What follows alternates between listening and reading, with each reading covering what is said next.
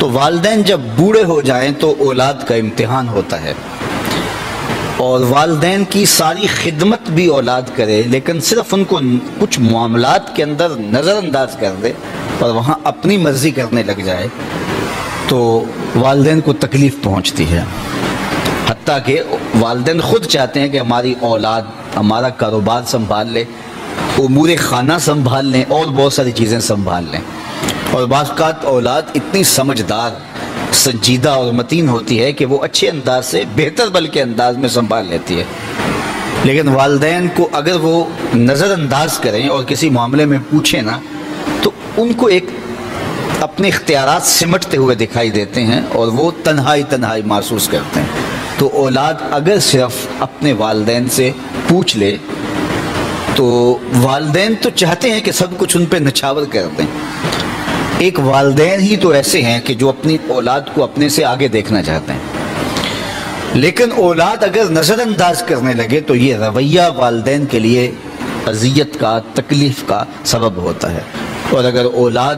اتنی سرکش ہو جائے کہ اپنے والدین کو دقیانوس سمجھنے لگ جائے، حالات سے بے خبر جاننے لگ جائے، تو یہ والدین کے لیے اس سے بھی زیادہ تکلیف کا سبب ہے۔ اور اگر وہ والدین کو مداخلت بھی نہ کرنے دیں تو یہ تکلیف اور زیادہ بڑھ جاتی ہے، اور زیادہ اذیت بڑھ جاتی ہے۔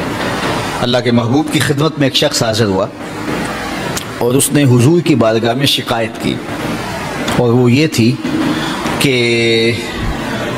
میرا بیٹا اپنی چیزوں کو جو ہے وہ مجھے ہاتھ نہیں لگانے دیتا۔ تو آقا کریم علیہ السلام نے اسے بلایا اور فرمایا کہ یہ تمہارا باپ کیا کہہ رہا ہے؟ تو اس نے کہا کہ حضور اس کی عمر ایسی ہو گئی ہے تو یہ چیزیں خراب کر دیتا ہے۔ تو آقا کریم کی چشمان اقدس سے آنسو ٹپکنے لگے، اور آقا کریم نے فرمایا کہ ایک وقت تھا کہ تو اس کی چیزیں خراب کرتا تھا اور اس نے کبھی نہیں تمہیں روکا تھا، یہ دوبارہ وہ چیزیں لا کے تمہیں دیتا تھا۔ تو حضور نے اس وقت ایک تاریخ ساز جملہ ارشاد فرمایا، انتا و مالو کا لے ابی کا، فرمایا تو بھی، تیرا مال بھی تیرے باپ کا ہے، وہ تیرے مال میں، تیرے معاملات میں جس طرح چاہے تصرف کر سکتا ہے، اللہ نے اس کو اختیار دیا۔ تو ماں باپ کی خدمت یہ سعادت مندی کا راستہ ہے، اور ماں باپ کو نظر انداز کر دینا، ماں باپ کی بے ادبی کرنا، ماں باپ کی توہین کرنا، ماں باپ کو دقیانوس سمجھ لینا، ماں باپ کو کمتر جاننا، ماں باپ کے لیے رویوں میں سختی پیدا کر دینا، بلکہ فرمایا قرآن مجید میں کہ اپنے بازوں کو سکیڑ لو۔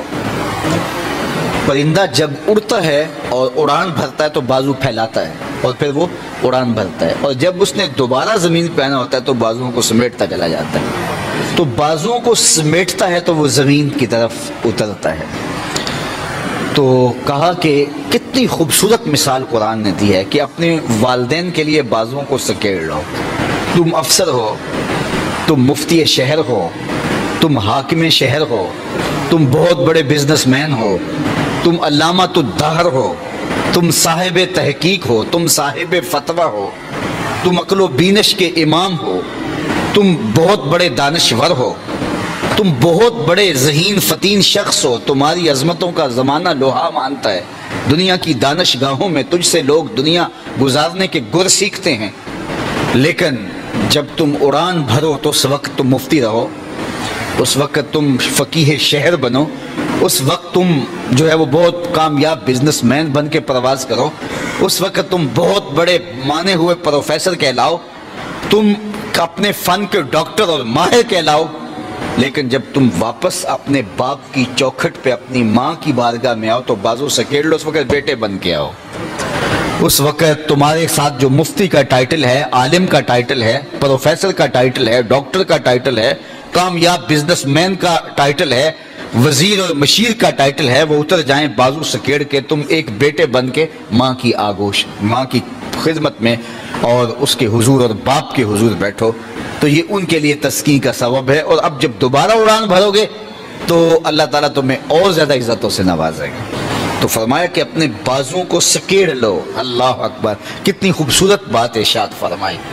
اور فرمایا کہ ان کے سامنے ادب کا لحاظ رکھو، تلقین ادب کی، اف تک نہ کہو۔